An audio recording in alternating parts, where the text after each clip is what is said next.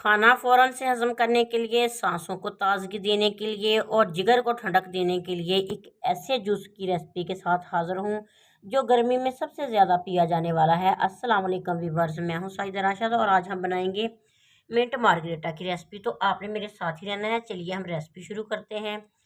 Fresh पुदीना लेंगे और इसकी ना पत्तियाँ हमने लेनी है। पुदीने की डंडी हमने ज़ाया कर देनी है और उसकी पत्तियाँ जो है ना, इसको हमने तकरीबन 1 मुट्ठी के बराबर पत्तियाँ लेनी है और इनको धो लेना है ताकि मिट्टी वगैरह जो है ना इनके ऊपर वो उतर सके।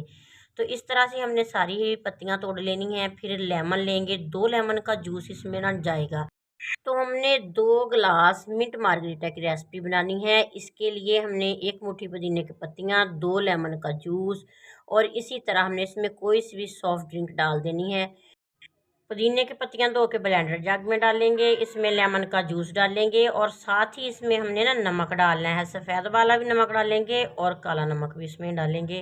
तकरीबन हाफ टी स्पून के बराबर इसमें नमक जाएगा और चीनी अपने टेस्ट के हिसाब से आप डाल सकते हैं। तो मैंने इसमें 2 चम्मच चीनी डाली है।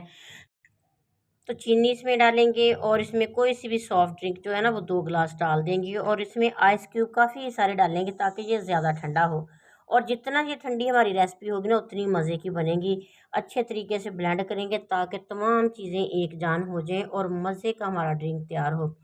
तो गर्मी के मौसम में ये वाला ड्रिंक पीने से एक तो ये है कि मैदा ठीक रहता है और जो भी हम ग़िज़ा खाते हैं फ़ौरन से हज़म हो जाती है।